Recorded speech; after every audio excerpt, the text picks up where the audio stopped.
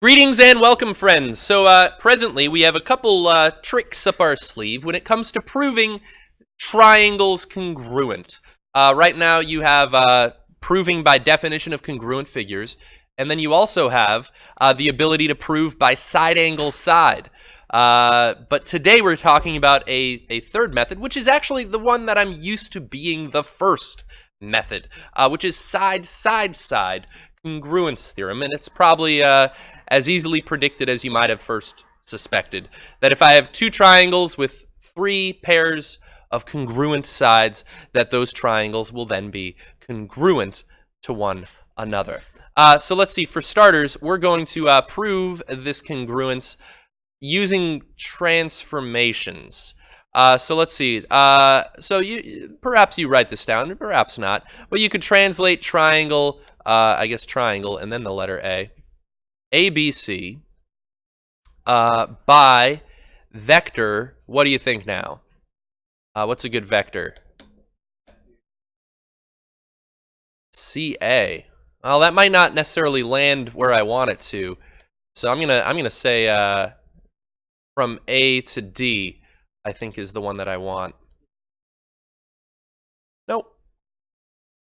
All right, so that would then bring the triangle somewhere roughly here. All right, that is not to scale. Let's see, what's another move that I could do?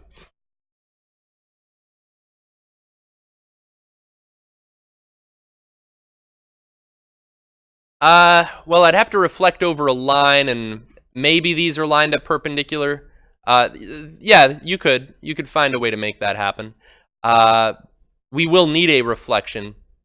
But I'm going to rotate triangle A prime, B prime, C prime counterclockwise.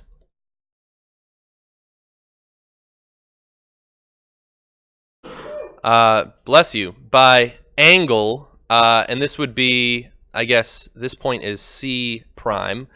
C prime, D prime, F prime? C prime, sorry, D, F. There we go. So it's basically going to rotate it this way, and I'll end up with a triangle like so. And these two segments are congruent. They would map onto one another, right? Let's see, what's the third and final thing you guys were thinking? Yeah, reflect triangle A double prime, B double prime, C double prime over DF. Right? And then that's going to map it onto the other triangle. And then we've done this before. For sake of time, I'm just going to keep going. But because I have a congruence transformation that maps one figure onto the other, then by definition of congruent figures, the figures are congruent to each other. All right, so that's the general idea. Let's put it to use. Yes, this is the favorite congruence theorem of creepers from Minecraft. You're right. Oh, what was your question going to be? I'm sorry, I assumed that's where we were all going here. I don't understand, but okay.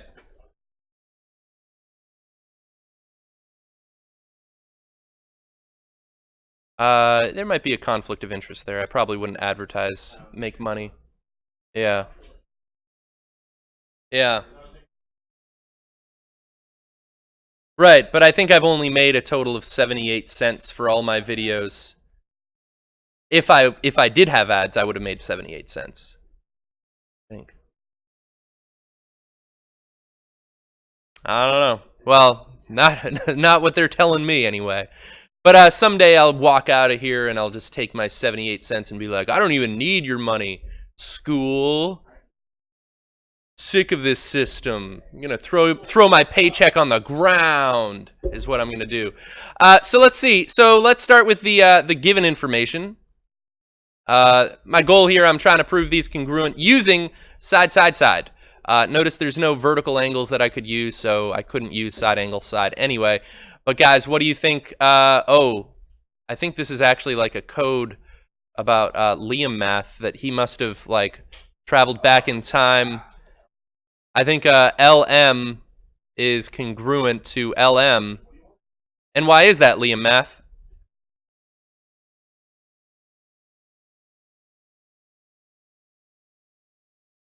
Reflexive, and now I believe I could say triangle KLM is congruent to triangle NLM. Right, gentlemen? By SSS. Side, side, side. Ooh, wow, look at these. I hope I gave you guys these ones.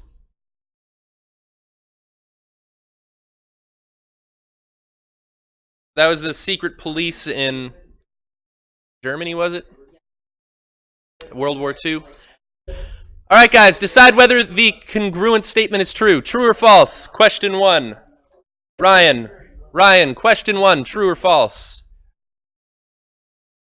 True, yes, by SSS. Liam Math, stop checking your views on Liam Math.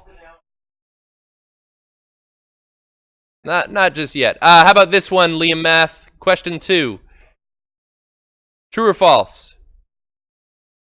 I've got congruent, congruent, congruent to itself, and then not congruent.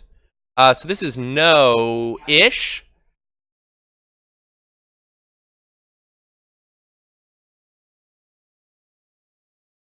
Well, they were both labeled as 7.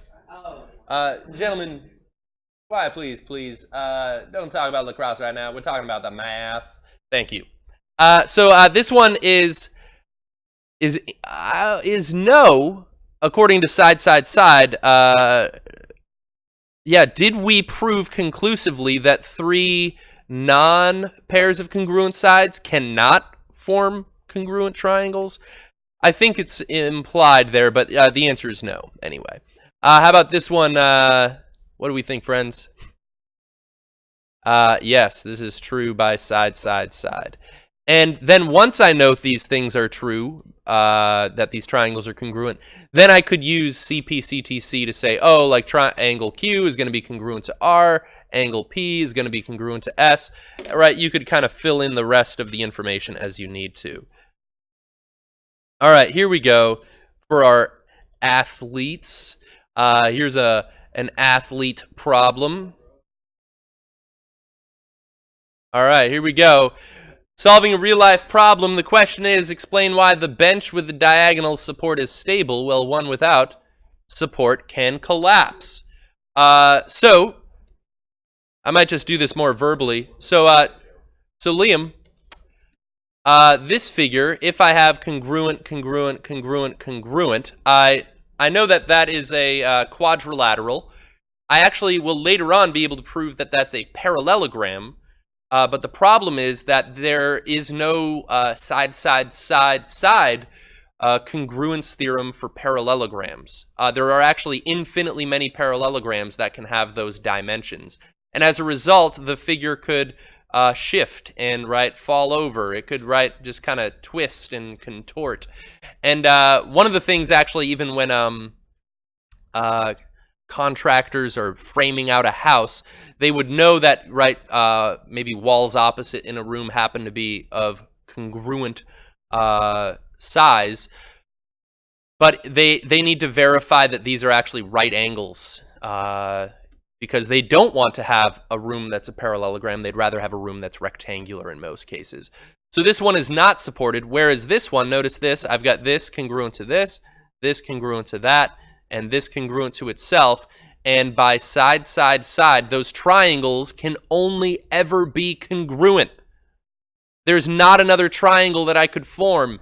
And yeah, this one looks like it's got a little weird gap right there. But yeah, so there's not multiple ways that those 3 dimensions could be arranged, and so that it can't shift itself. So it's kind of an interesting idea. Yeah, triangles are good. Hey guys, I didn't know we were going to do this today. But it's related to side, side, side, is why they're triangles or diamonds, I believe, are strong, but diamonds are just kind of like 2 triangles, right? But Yeah. So guys, here is another theorem. This is called the hypotenuse leg congruence theorem. And you might say, Mr. Waddy, isn't this angle side side? Isn't this the $A $sign theorem? And the answer is no. Angle side side does not work for congruence. Here, Ryan, you can follow along. Angle side side does not work. However, in a very special case, it does. In a right triangle, right, we have the hypotenuse and a leg. Here's another leg, by the way, in a right triangle. Hypotenuse leg. That if I have a right angle and then side side congruent to a right angle and side side, I can prove that these are congruent. And this is called the hypotenuse leg theorem. Hypotenuse leg theorem. It's the only case in which, yeah, you can have kind of angle side side work, where you could actually be able to prove that those are congruent. So let's put that to use if we can. Ooh, we've got some entangled triangles here. So let's do a proof. Yeah, you'll notice that this chapter is going to be a lot of proofs, friends. Lots of proofs. Got to know those statements and reasons. So let's see. Let's start with a given. I'll just label it like so, but let's label that on our sketch as well. WY, so this length, is going to be congruent to XZ. By the way, when I put my little congruent tick mark, if I put it here, you would assume I was talking about just this portion. But if I kind of fit it closer to the midpoint, you might then realize I'm talking about the entire length is congruent to the entire length. So that's what I'm implying there. WZ is perpendicular to ZY, and XY is perpendicular to ZY as well. So that's my given information. Does anyone have an idea as to where I could go from there?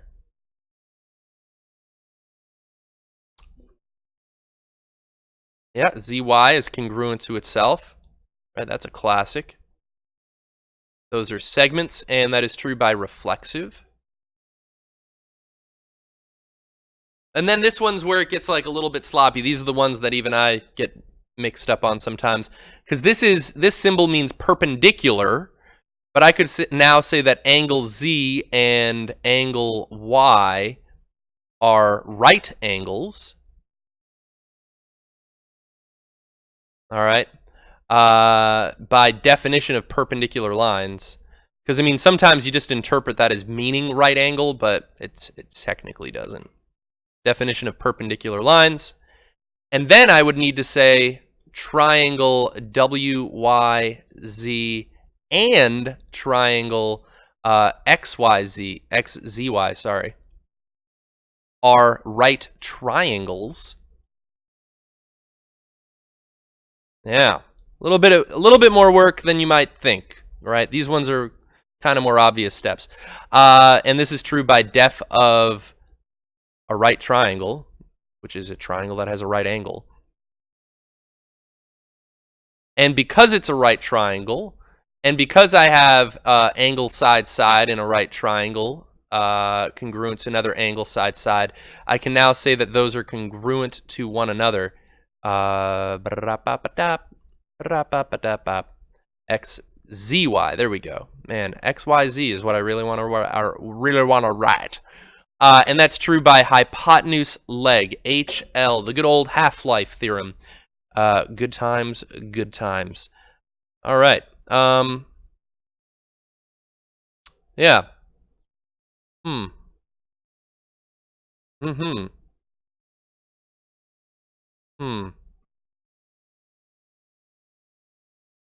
Yeah, I think I'm good from here. I think I'm good. We'll have you guys do some practice. Well, thanks for watching, Internet friends. Have a great day.